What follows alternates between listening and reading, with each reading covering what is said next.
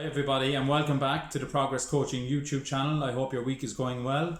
So following on from our recruiter coaching sessions, today I'm going to look at how do we compile that final shortlist that we share with our client hiring managers that are going to get our interviews and ultimately secure the placement that will pay our commission checks, I suppose, at the end of the day. So there are a number of questions I suggest that might be worthwhile asking yourself before you enter into the shortlisting exercise. One of those is, what's the deadline? So how long do you have at your disposal to be able to compile this shortlist for your client? So set yourself an end goal, because even if it's just internally and not to your client, it'll hold you accountable to the process and also ensure that the process doesn't go on and on and on if you're working 5 or 6 other roles as well. So it gives you a kind of a beginning, middle and end as such. So give yourself an end date where, okay, I have to have my shortlist by that date, and that will keep you honest and accountable to the process as well. The next question I think you should ask yourself is, how many CVs, how many people do I need to have in my shortlist to my client to ensure that I get my placement, I get my interviews as well? So a quick glance back at your ratios up to now in terms of your CV to interview to placement ratios will tell you that maybe you need 4 CVs to get 2 interviews, you need 5 CVs to get 2 interviews, whatever the case may be. If it's a little bit more of a niche skill set, then sometimes maybe 2 CVs could secure your placement for you. You know best. If you're that industry sector vertical expert in the SME in your space, then you will know better than anybody how many CVs you need to secure the placement for yourself. So again, put a bit of time into thinking about that as well. And then of course, the question that we'd all ask at the start of every process is, where do you start? So ultimately, if you are that vertical expert where you're continuously nurturing your talent community to give them that subtle tip on the shoulder to see how are you getting on, you know, are you open to roles at the moment, when is the right time for you, etc., and you're compiling these updated lists on your CRM, then use your CRM. Create your hot lists on your CRM to be able to tap into when roles like this open up, and that's your first port of call. Touch into your candidates contained within your hot list, give them a call, and for whatever reason, by law of averages, you can be sure that a certain percentage of those people will not be interested, the timing may not be right, the location, the company, it might be the journey they're going on, the salary, etc.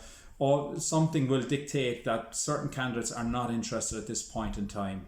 So you'll get a certain amount of people from that, what we call your long list, where you reach out to those people and then you'd whittle it down to your short list, and that will also be supplemented by the people who apply in through the external comms that we did so brilliantly on Tuesday when we did that exercise on the previous video as well.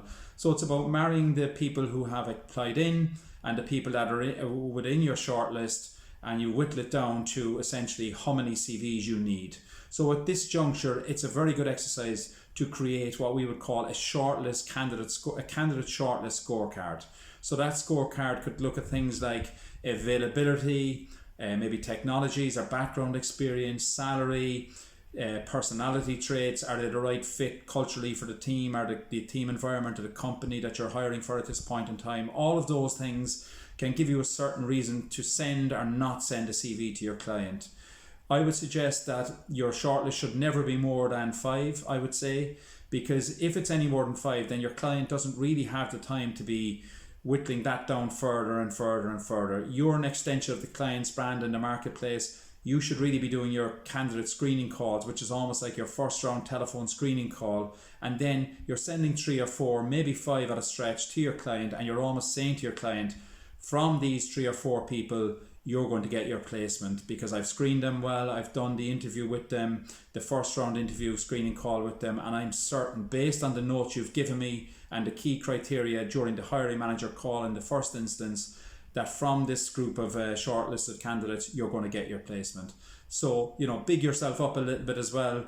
Play on the fact that you are that sector expert and SME in that space, and guess what? You'll get the client to buy in and interview your candidates as well. How you present and package your candidates is really important.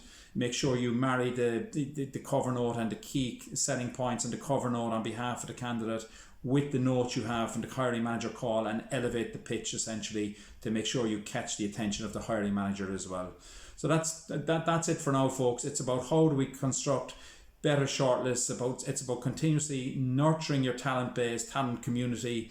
And guess what? When a role like this comes in, you're not starting from scratch. You already have people in your hot lists and short lists. And if you've got a really good external comms campaign running in the background, that will supplement your efforts further, and you'll have no difficulty whatsoever in getting those 4-5-star candidates to share with your client as well and get your placement. So it's not rocket science, but it's all about process. So that's great, folks. Follow on in the next early next week, where we're going to look to find out a little bit more of how we would get the interviews and then prepare the candidates for those interviews as well, how we go about that. So I hope you found that useful, folks. It's ProgressCoaching.ie. Have a great day and take care, and thanks for listening. Bye bye.